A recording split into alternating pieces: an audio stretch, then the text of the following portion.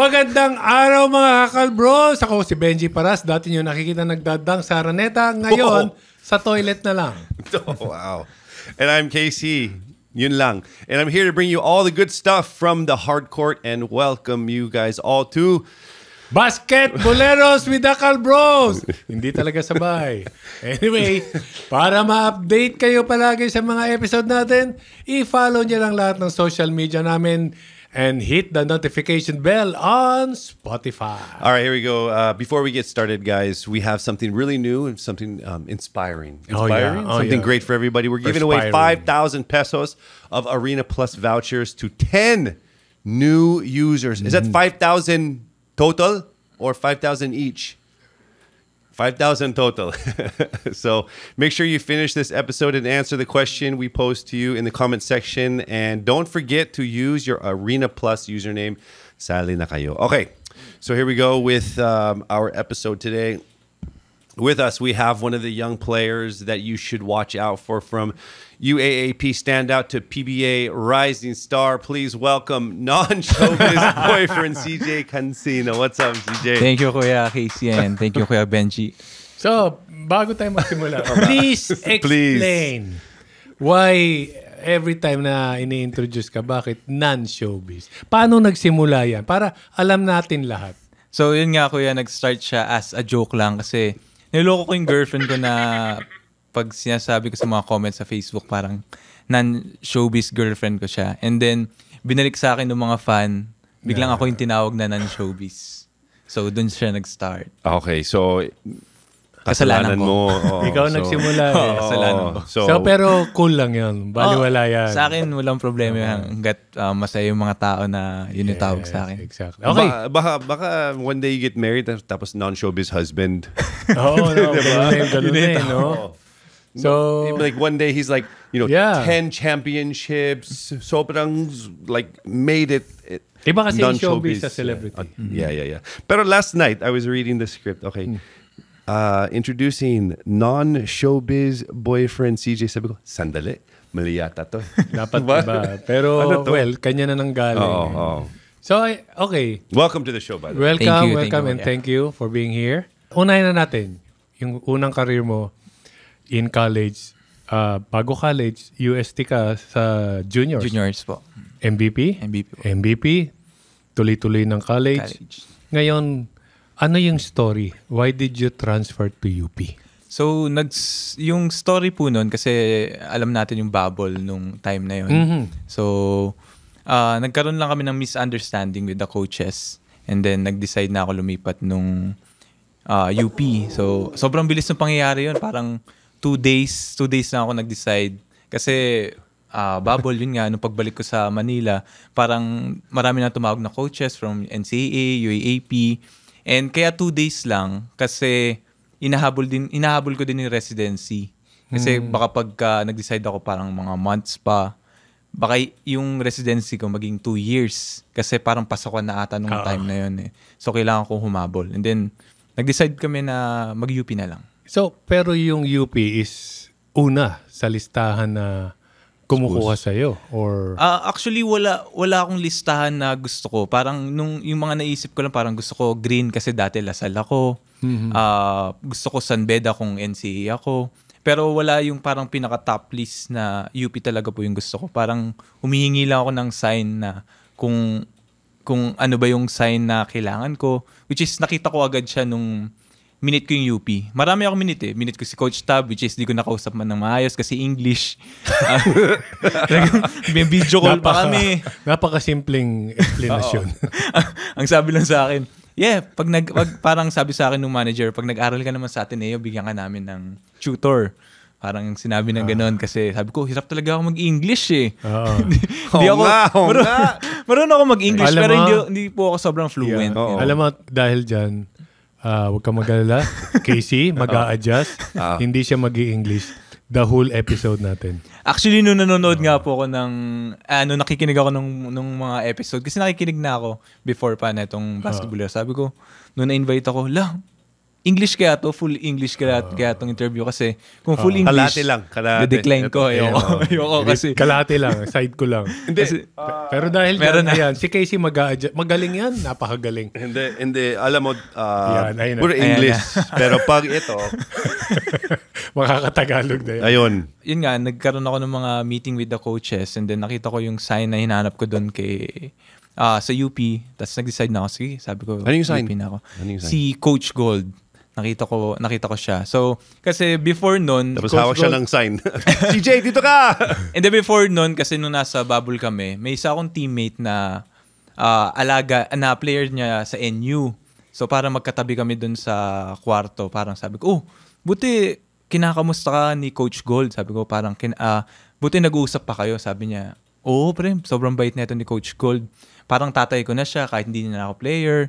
Parang kausap ko pa siya palagi, kinakamusta na kami. So parang nagkaroon lang ako na, tumatak lang sa isip ko na, mabait pala si Coach Gold, ganyan.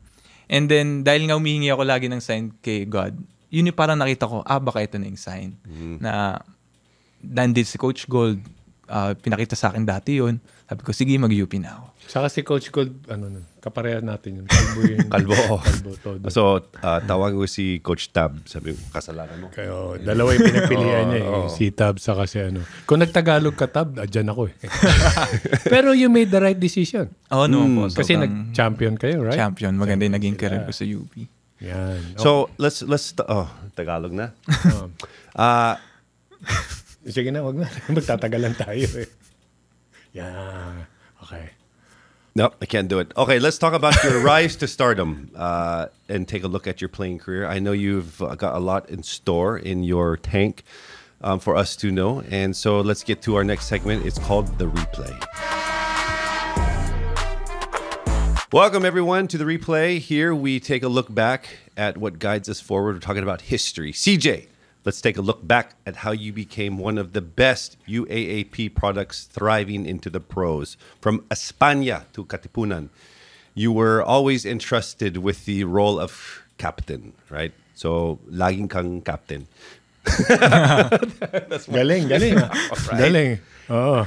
Where did you learn that strong leadership from? Actually, hindi ko rin po alam eh. Kasi siguro... bida-bida lang ako.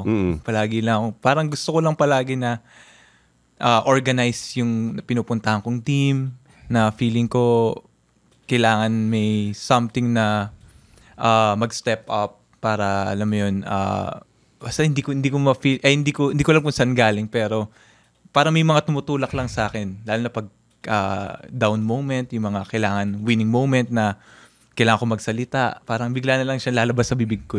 Parang hindi ko naman iniisip na, kailangan ko magsalita para makita ko ng camera. Yung mga ganung moment. Pero lumalabas na lang siya bigla. Ayan ba during the practice or game or kahit hindi kayo nagbabasketball, parang pag may gusto kang sabihin sa teammates mo, sasabihin mo? Parang ganun po. Parang kahit off the court, pag feeling ko yung teammate ko, kailangan niya ng guidance, ganun, ng something na alam mo, marinig sa ibang tao, parang kinakausap ko din talaga. May difference na, di ba? So, pag declared ka na, captain na, may difference na. Kasi before, maybe, hindi ka, like, walang official title na captain. Pero pag captain na, may difference na? Meron. Kasi feeling ko, kapag captain ka na, mas pinapakinggan ka na ng mga teammates mo. Parang may certain respect na silang binibigay sa'yo compared sa parang pantay lang kayo na hindi ka captain. Meron pong difference. Saka may ibig sabihin ng parang may say ka. Meron ako. Diba parang eto na. Hindi yung dating nahihiya ako, pero eto, captain ball na ako eh. Parang pag in-appoint ka ng coaches mo na captain ka na, parang, okay, may tiwala na si coach sa akin to be a leader sa team na to. Ang dami nangyari throughout your UAAP career. Is there anything that stands out? Like maybe your most glorious moment or your favorite moment, tapos yung mga setback? Siguro yung glorious moment ko yung championship namin. Parang kahit injury ako, nagkaroon ako ng, hindi ko rin alam kung paano, pero nagkaroon ako ng lakas na loob na maglaro. Tapos, nakaambag pa ako. So, sa akin, yun yung pinaka-glorious moment ko sa UAAP kasi hindi ko din talaga alam eh. Parang from the moment na natalo kami ng game 2, alam ko na sa sarili ko na kahit ano mangyari, laro ko. Kahit na, alam kong masakit eh, pero sabi ko, sige, taga-tira lang ako. Alam kong kaya ko tumira ng 3 points lang kahit na puro kamay-kamay lang. So, yun po. Yung setback naman siguro, yung injury.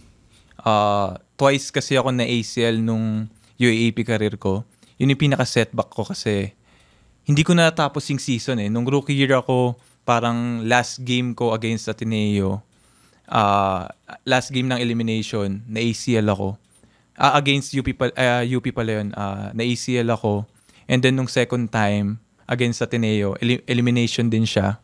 Last game ng elimination, na ACL din ako. Parang feeling ko nasasayangan ako sa time na dapat tatrabahuin ko yung game ko, yung learning experience ko sa mga games. Parang 2 years yun na sayang kung hindi ako na-injury. Ano pa yung makikita ko sa game ko na mag-grow ako? Nagkaroon ba ng negative impact sa'yo? Like, of course, getting injured sa first time, makaka-recover to. Pero yung second time, same parang, injury, other leg. O same leg ba yun? Other leg po. Ano yung naramdaman mo? Para bang, meron ba nagsabi sa'yo, this is it? Parang I need to change my path or hindi, itutuloy ko to. Sa akin, parang walang naging negative impact ko. Parang ang pinaka tumatak lang sa isip ko, puta, malas. Parang ganun lang. After nun, wala na. Parang okay, trabaho na. Kasi feeling ko nung unang ACL ko po, after nun, ang dami ko talaga natutunan eh. Kasi nung unang ACL ko, feeling ko kasalanan ko talaga kasi hindi ako nagbubuhat ng lower, parang puro uppers lang. Kasi as in zero... you forgot leg day. Siguro hindi naman po na I forgot. Zero knowledge talaga. Parang walang nagtuturo kasi hindi pa uso yung strength and conditioning yung time na yun. Wala pang nutritionist. Pero nung after nun, yung tinuro po sa akin nun as a player, gumastos ako, kumuha ko ng personal kong strength and conditioning. Tapos kumuha po ako ng nutritionist ko. So, ang dami kong natutunan na knowledge na hindi porket basketball player ka pala, basketball lang yung kailangan mo. Marami pa siyang factors na kailangan mong matutunan. Yung tulog, yung kain, yung workout. So, nung second time na parang, okay, baka may kailangan lang akong na naman matutunan para makarecover and mas lumakas ba as a basketball player. I think what you need to do is grow a third leg so that pwedeng spare. Spare. Oh, okay. Spare. So you actually graduated as a champion, yes. And you were one of the key members to overcome UP's 36-year drought of championships when you beat Ateneo. So that had to be a great feeling. Sobra kasi hindi naman din kami na-expect manalo nung time na yun eh. Kasi yung Ateneo nun sobrang lakas talaga. Devaldim Ponso, SJ Belangel, Kwame. Talagang kahit sa bench nila, pwedeng pang first 5 sa ibang team. Parang nung first game nga nun, tambak kami sa kanila. Ang tawag doon parang, practice na naman ng Ateneo. Kasi tambak eh. Walang makapigil sa kanila nung time na yun eh. Pero actually naniwala lang kami na kaya namin silang talunin. Tapos 36 years pa. Yung before. Masaya nito, after 36 years, kayo yung nag-champion. Ang masakit nito, yung 36 years na yun, ako yun eh. So, imagine 36 years ago. Anyway, sige, go ahead, continue. So let's fast forward to as a PBA not so rookie, because this is what your second year, and you were the starting shooting guard of Morocco on the first few games of the elimination round of this season. So how did you prepare for that? Actually, nung off-season po, nagpataba talaga ako eh. Talagang nag-add ako ng... muscle pala. Nagpa-muscle. I've never heard that. Ako din eh. Pataba. So, success. Sumo. So, nag-add ako ng muscle 4 to 5 kilos ata yung mabigat yun, no? Mabigat yun. Kasi feeling ko, kailangan ko siya for my defense eh. Kasi ang hinahanapan sa akin nung rookie year ko ni Coach Nenad, talagang depensa eh. Gusto niya ako maging two-way defender. Kasi nung college ako, talagang scorer lang ako eh. May depensa ako konti, pero hindi yung talagang kaya kong mag-stop ng player. Pero nung off-season, sabi ko, okay, ito yung kailangan ko para magkaroon ng minuto. Kasi nung rookie year ko, parang binigyan lang ako ni coach ng mga 15 minutes. And then, so hinanap ko kung anong kailangan ko. Sabi ko, kailangan ko ng magpalaki. Which is sobrang nakatulong sa akin. Kasi nung time na yun, nakakahabol ako, mabilis ako, may lateral ako, nakakahabol ako, pero pagdating na sa ilalim, ang hirap ng labanan. So nagka-muscle ka ng todo? Opo, parang gano'n. Kaya siya nagka-girlfriend?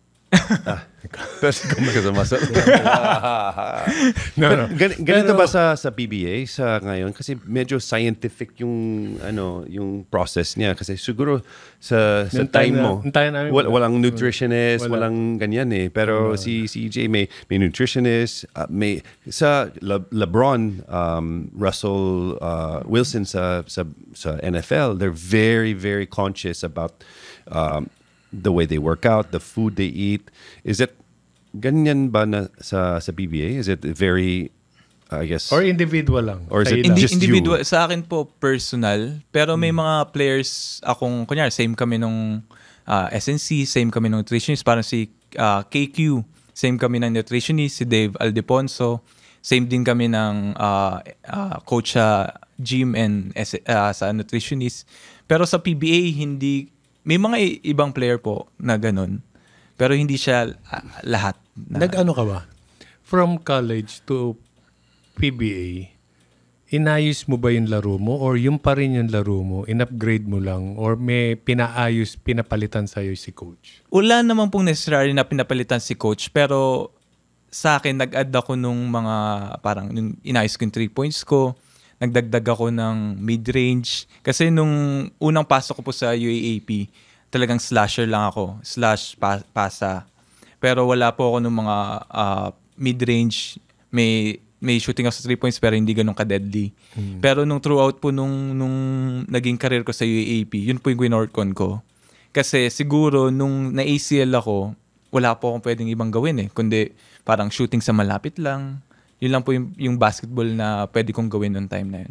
This is the first time that I've heard a player speak so parang informative about every single thing. Usually it's like, okay, off-season, workout, tapos practice, okay, maybe I have to get better at my threes, pero parang technical talaga to Yun lang. Okay, so going back to what we were talking about kanina. So ano yung routine mo to keep your body healthy?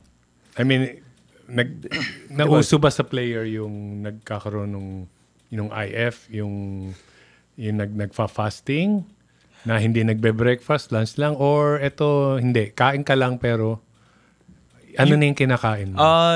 Yung ibang player may ganun po, pero ako, dahil nga may nutritionist nga po ako, minsan, kapag kailangan kong kumain ng healthy, talagang kakain po ako ng healthy, like what? Monday to Friday, may bibilin ako na parang yung nabibili na po na pagkain. Food pa, inakaano na.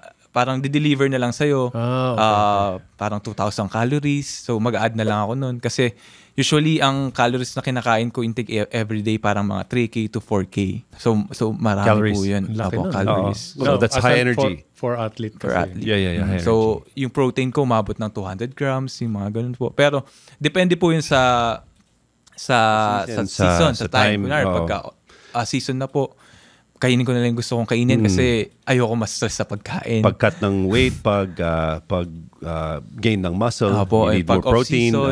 Pag off-season, hindi ko naman kailangan muna isipin yung game. So, kain ako ng mas healthy kasi pag healthy talaga yung kakainin mo, parang medyo stress kasi, shit, di na naman masarap yung kakainin ko today. Ganun.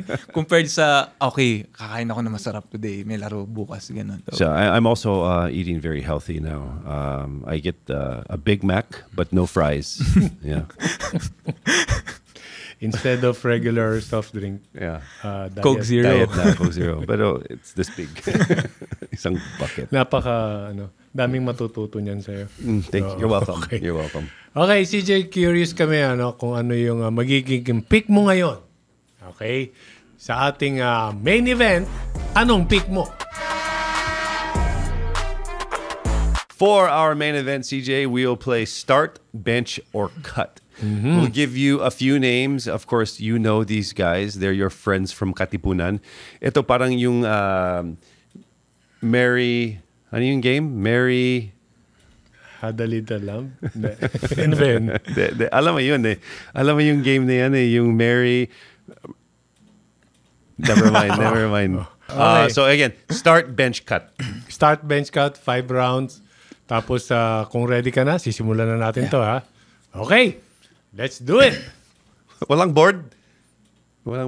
Si Greg Slaughter took the board, no? Okay. Start, bench, or cut? Okay, yan. Harold Alarcon, Bricks Ramos, Francis Lopez. Sino yung start mo dyan? Sino yung ibe-bench mo? Sino yung tatanggalin mo? Sa akin, kuya... Imposible si Lopez yan. Sa akin, ang start ko si Harold Alarcon kasi feel ko... Start mo yan. Start si Harold kasi may leadership, depensa, opensa. So, para sa akin, sa lineup na yan, si Harold yung complete package. And bench ko si Francis Lopez. Alam mo na yung siningkat. Sabi sa'yo. Bricks Ramos. Sandali. Basta... Tumawag si wala, Bricks. Nasa abroad. Okay. Asa na ba si Bricks ngayon? Nandito. Okay. Si Francis yung sa labas. Okay. Next naman natin. Start, bench, cut. Yes. RC Kalimag. Xavier Lucero. Uy. Jerry Abadiano. Yan. Medyo mahirap to. Between Save and Jerry kasi parehong complete package. Pero punta ako kay Save Lucero kasi... Sa start. Start. Dahil malaki, mahaba.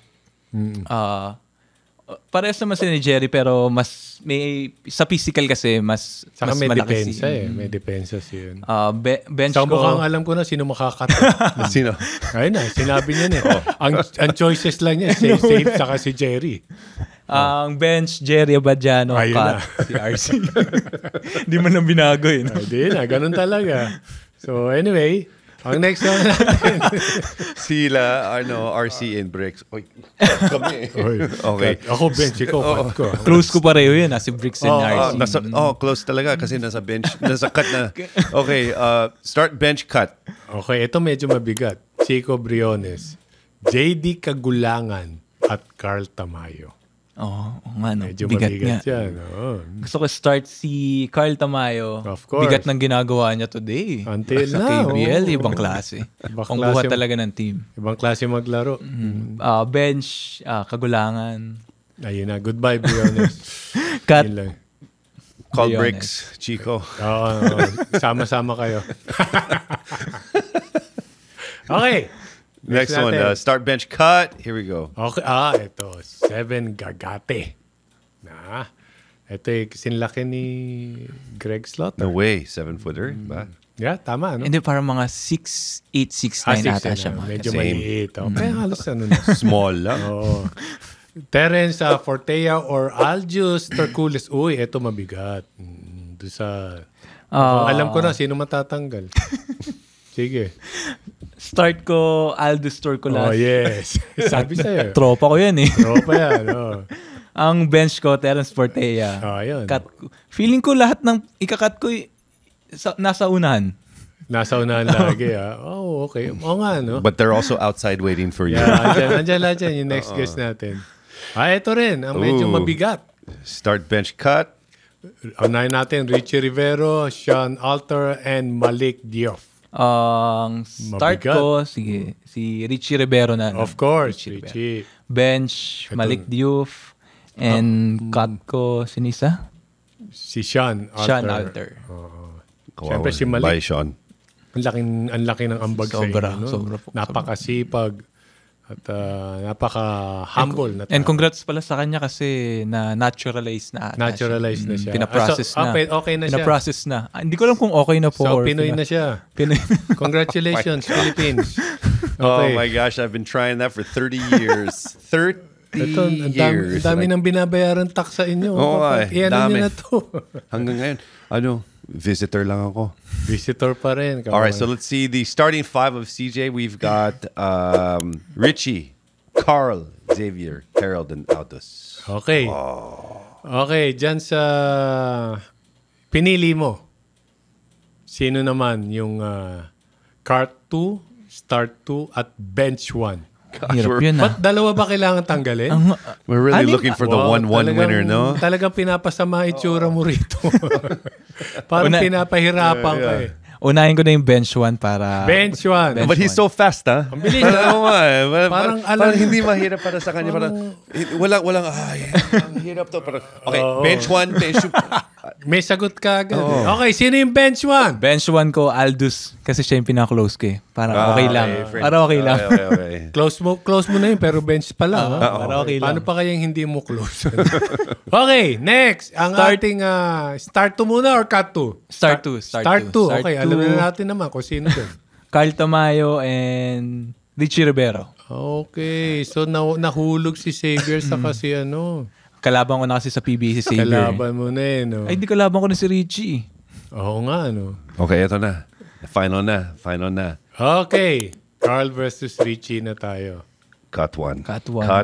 Sino yung pipiliin mong, let's say gusto mo maging teammate na alam mong pag ito teammate ko, may chance kaming manalo. Sorry, Richie. Carl Tamayo ako. Ang bigat ng Carl Tamayo. Ang bigat masyado yung Carl Tamayo. Hindi, kasi naman si Richie also played abroad. Diba? Taiwan. Yung Carl Tamayo naman sa Gilas. Saka sa KBL. Sa Japan. Iba yung pinapakita niya, no? Actually, lahat po nung pinuntahan niyang team, nag-champion. Ayan, exactly. KBL, UAP Juniors, Seniors, hanggang sa college. Sorry. KBL pala siya naglalaro. Okay. So let's talk about your playing days sa UP. So sino yung pinakabagay sa playstyle mo, yung teammate sa UP? Sa akin, si JD Kagulangan po. Kasi as a point guard talagang hinahanap niya yung... talagang parang, okay, ito yung kasama ko sa team ngayon, sa 5. Ito yung tatawag kong play. Tatawag ako ng play para kay ganito. Talagang marunong siyang i-organize. Hindi siya yung points guard na, okay, akin yung bola. Ako na bahala. Parang hindi siya yung point guard na kailangan ako yung papasa para ako yung may assist. In-organize niya talaga yung team na talagang malalabas niya yung lakas ng bawat isa. Pero kinat mo siya. Oo nga, no? It doesn't make sense. sa tingin mo, kayo ni JD parang Fast and the Furious ng UP? Sa akin, parang gano'n na din. Pero kinat mo siya. Ang hirap pa lang. Pag andito si JD, would he cut you? Feel ko. Tapos si Carl Tamayo katabi. Si JD ngayon playing for KBL din. KBL maganda din. rin po yung pinapakita niya ngayon. So ikaw hindi ka ba naisip na maglaro abroad or? Parang mas gusto ko po yung time kasama yung family talaga eh. Pero may nag-aalok. Wala din. Wala rin. Wala, nagsabi na ako na okay, PBA na lang ako. So PBA na lang. Pero at least happy ka naman dito. Sobra. At least andito yung family mo and at least hindi na nagugulo yung isip mo, di ba? Okay, so eto na. Last na to, okay? Last na. Akala ko ba tapos na? Hindi. Last na. Okay. Andyan na. Oh. Start, bench, cut. Talagang yung ating producer we call this milking. Parang gustong Taga Ateneo to. Gusto sirain yung UP. Oo. I think at the end of this segment, lahat cut na. Oo. Okay. Last na. Start, bench, cut. CJ, Carl, JD. CJ, Carl. Kasama ako? Sama ka. Oo. Pag tinanggal mo yung sarili mo, wala kang sweldo. Hindi pwede. Start ko talaga si Carl. Bench ko ako. Sorry, JD. JD, cut talaga. Hindi, at least honest siya. Hindi niya sinabing ako yung start. Bench siya. Si Carl yung una. Diba? I would have started myself though. I would have started myself. Dito, kwentuhan lang. So I can't wait to see what... You know what? We should actually do a follow-up with your former teammates and find out what they say after they see this. Because right here it says, I can't wait to see what they... We're not going to see what they say, but we should find out. Follow them. We should clip this, send it to their teammates, and make them say something about CJ. Tama. Good idea yan. Di ba lahat ng kinat Gusto nyo talaga kami pagawain ng UP, no? No. Let's find out if they're going to agree or disagree. Oh. Diba? Or if they would cut him. Yes. You're part of the cut team. But now it's time for us to find out what your pro mindset is. Okay, papunta na tayo sa usapang basketball. Mali. Basket Calpro. Bago yan Tara na sa Pro Read. Welcome to the Pro Read mga Calbros. Andito tayo ngayon with Meralco Balls. Calpros. CJ Cancino. Okay, sino? Sino? CJ, anong nagbago sa mindset mo ngayong unti-unti ka nang nakakabalik sa best form mo pagkatapos ng injury? Sa akin siguro yung pinaka nag-iba lang sa mindset ko yung full confidence ko sa katawan ko. Kasi nung pag may injury ka talaga, kahit nasabi mong hindi, meron talagang sugat din sa utak. No? Ang pinakamahirap talaga pag galing sa injury is more on mental.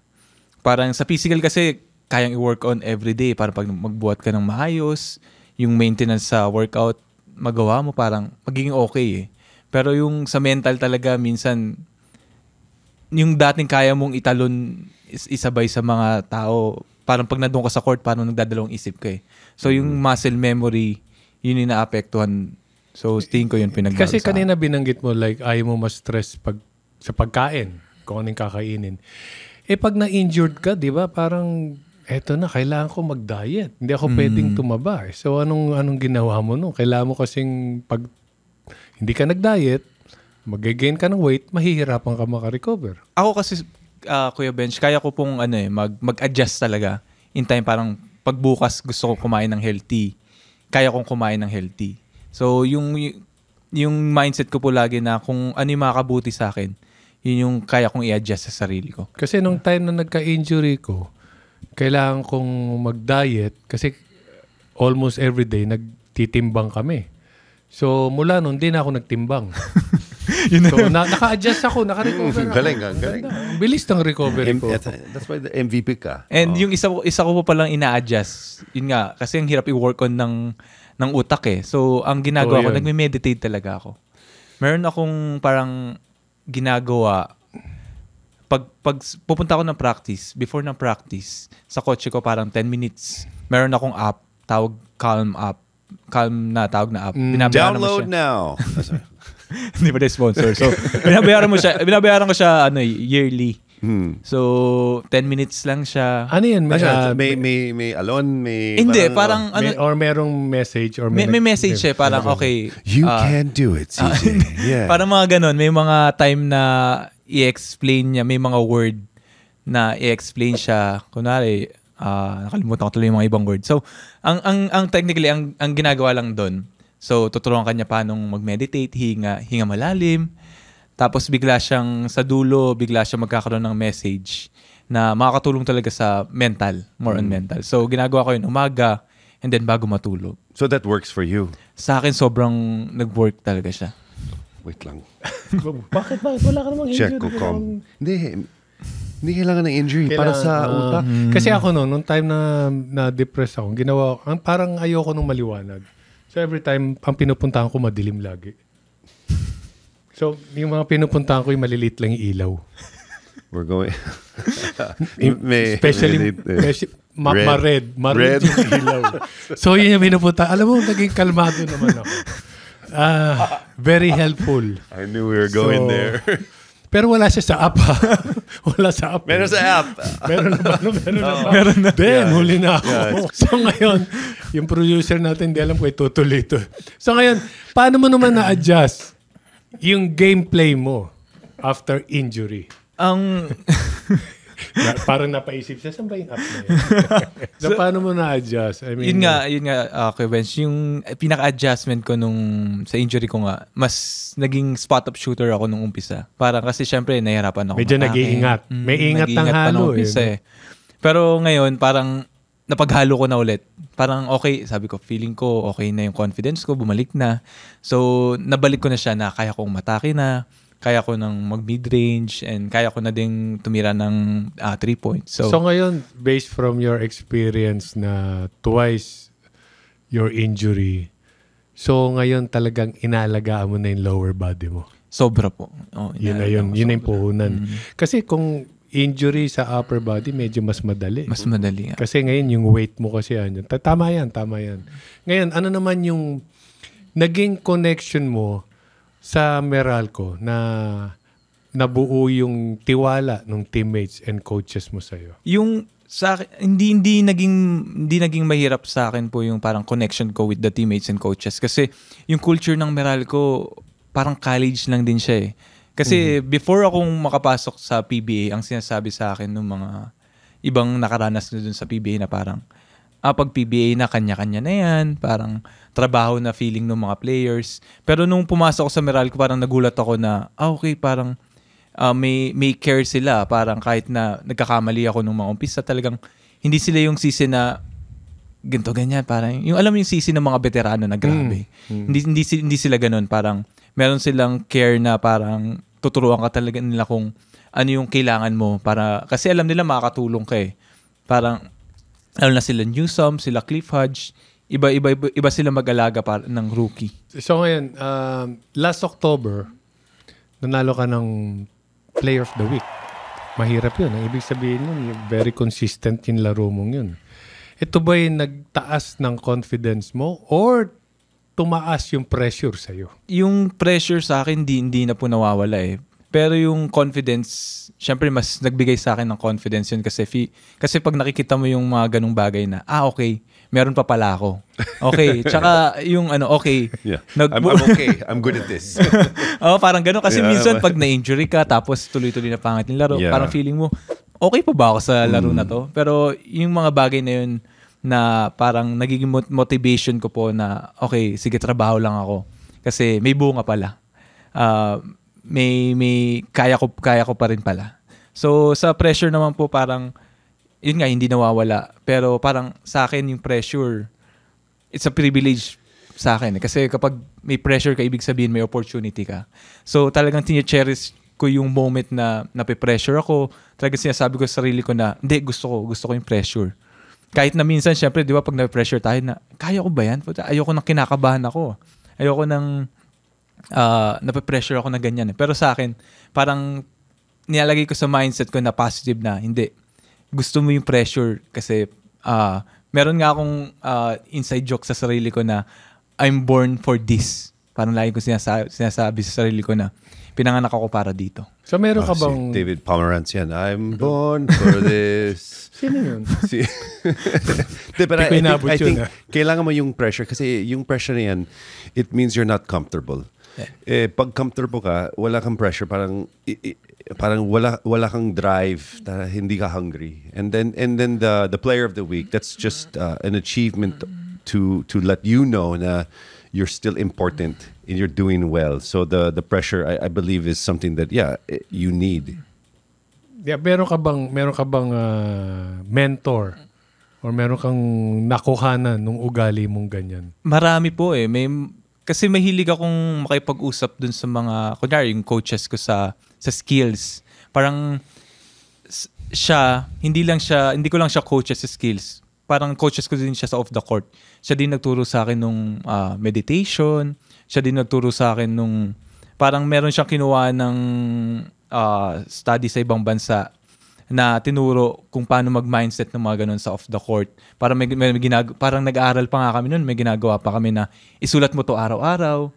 Kailangan mong isulat, i-mindset sa sarili mo na gusto mo yung ganito.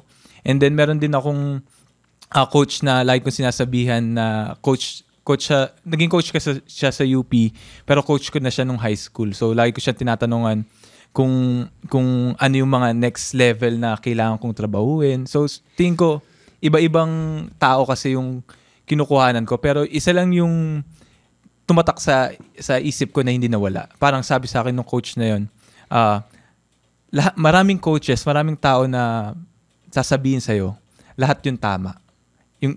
Maybe yung iba doon mali, pero lahat yung tama. Pero piliin mo lang yung bagay na pasok sa'yo. Tama, para sa'yo. Hindi naman sila nag-work yun. Oo. So, but every coach...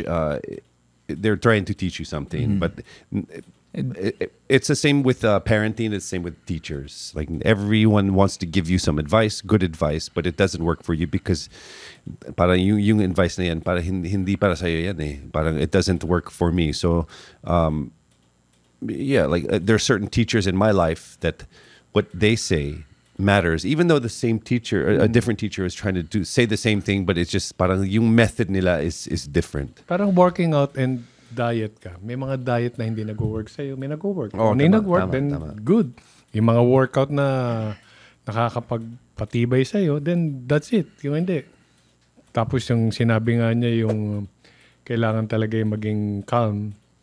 So, yeah, baka bumalik ako dun sa madidilim na lugar para maging So, what works for him, kasi maaga, yung app, yung red light para sa'yo. Yung red light. Kasi ngayon, lately, di ako nakakapunta. Late matulog misis ko eh. So, yeah, pag nakatulog na maaga siguro, then... Anyway. Okay. Okay. But ano muna tayo dito? Tapos na yung usapan natin sa court. Ngayon, off-court naman tayo. Ngayon, balik tayo doon sa buhay mo as being a non-showbiz boyfriend of Aliana. Yan. Ano bang pinagkakabalaan nyo ngayon? Yun nga po, this weekdays lang nung kahapon, Friday, umuwi kami galing Siargao. Kasi binigyan kami ng break 7 days. So sabi ko, mag-Siargao kami dalawa 5 days. Bakit Siargao? Ako kasi hindi pa ako nakapunta doon eh. Okay. So, mahilig kasi kami sa mag-travel, mahilig din po kami sa mga... Nagsasurf ka ba? Nagsusurf ako pero hindi ako magaling. Hindi, pero at least andun good place. So, mahilig kami mag-beach, mahilig kami mag-travel. So, yun, ganun po yung mga ginagawa namin. Okay. So there's gonna come a day kasi ngayon you're doing a lot of other things, diba? May magazines, you have endorsements. So one day you're gonna be on a teleserye or a movie, diba? So hindi ka na on showbiz. Are you ready for that? Ready ka ba? Like for example na, mag-guest ka naman as ganito ganyan. Showbiz as in sa role. Hindi na ako non-showbiz. Showbiz na ako. Showbiz boyfriend. Feeling ko hindi po eh. Hindi pa kaya. Alam mo? Ako rin sinabi ko yun. Sinabi ko yun eh. Feeling pero ko kasi... pag binigay na yung paycheck mo, parang, kailan? Kaya ko. When's the next one? Showbiz na ko. Siguro kung kaya po ng schedule. Kasi nung mga dati, after nung pandemic, parang sinuggest din sa akin yun na, baka gusto mo pumasok ng acting. Sabi ko, parang hindi kaya ng oras kasi gusto ko talaga mag-basketball eh. Pero gusto mo? May na okay ako. Parang okay ako na gusto ko pero nahihirapan talaga sa time. Halimbawa yung mag-vlog muna, magsimula ka sa ganun, pumunta sa mga lugar. Actually, meron po akong sariling vlog. May vlog po akong sarili. So nasimula mo na. Nagko-content din po ako sa social media. Teka lang. Okay. So, in between seasons, siguro how long is it in between seasons? Depende kung pumasok ka eh. Depende if you play in the finals or let's say pinaka-end, as in you reach the finals. So you have a couple weeks lang. Mga ganun, 3 to 4. Parang 2 weeks na pahinga. 2 to 3 weeks. Lang. Kaso hindi naman kayo pumapasok. Hindi, joke lang. Nung pinakamahaba naming time, na itong last year, 2 months. Binigyan kami ng 2 months kasi... Teka, 2 months break? 2 months break. So pwede din teleserye yan. Yeah, makakabuo pa na. Encantadia. Kasama ka sa 3. Tinanggal na nga ako. So wait, teka lang. You would go showbiz. You would do TV, as in you would act. Like you want to try that. Gusto ko i-try. Kasi parang mahilig din po ako mag-try ng mga bagong talaga yung mga bagong yung beginner talaga. Pero acting is hard eh. Acting is hard. Alam ko po. Acting, ano yung parang gusto mo ng comedy? Drama, action. Sa akin, mas okay ako comedy. Parang muna. feel ko, madali. Mas siya eh. Okay, CJ, be funny. Magiging natural. Yeah. Be funny. Yun ang hindi ko kaya, instant. Okay. Senaryo. Senaryo, anak mo siya. Anak? Hindi, kunya. Direktor ako. Sige. Dumating siya late. Ang usapan, darating siya maaga. Pero late na naman sa kalaseng. Pero, nagalit ka. Lasing yan. Nagalit pero ka. taga-America ako. Tapos siya. English? English. Oo. English. Ako yung nanay. Oh, English. Tatay. Nanay? Okay, Gusto ko nanay. Okay, sige, go. Okay, and 3, 2, 1, action! Where have you been, son? Where have you been? Dad? Nanay. Mami. Hirap naman English. Hindi, Tagalog din. Tagalog na ako. Diyan lang ma, sa kanto. Ha? Anong ginagawa mo sa kanto? May nakasalubong ako dun eh. Ano? Pinainom ako. Oh. Hindi ko naman matanggihan. Uminom na ako. Ano yung klaseng? Red Horse man, sarap eh. Okay ka na. Hindi pa talaga. Ako din eh. Okay lang anak. At least, di ba? May acting. Di ba? Ganun lang kasimple yung... Kasi pogi siya eh. Pogi talaga. Pogi talaga ng anak ko eh. You can get away with it. Oo, yun na yun. Okay. Tapos, ang ganda ng buhok niya. Grabe. Gusto ko yung buhok na yan. Dati may bangs ka, di ba? Oo, bang lang eh. Ngayon, bang na Isa. lang. Okay, so with all of the action on and off the court, what is the secret para sa you to balance your life, 'di ba? Syempre may app for meditation. But syempre it's hard to be a non-showbiz boyfriend, to be a basketball star and a budding actor. So how do you balance your life? Sa akin siguro scheduling and communication dun sa girlfriend ko kasi So girlfriend, so she handles your life. Yes. So scheduling, talagang nagbibigay din ako ng time kung kailan kami magde-date kasi syempre kahit na meron kang off day, akala nila off day talaga eh. Talagang okay, pwede tayong pumunta sa ganito eh. Pero hindi nila alam na talagang kailangan ko magpahinga. So minsan sinasama ko na lang din siya sa mga gusto kong gawin para magkaroon ako ng time sa kanya.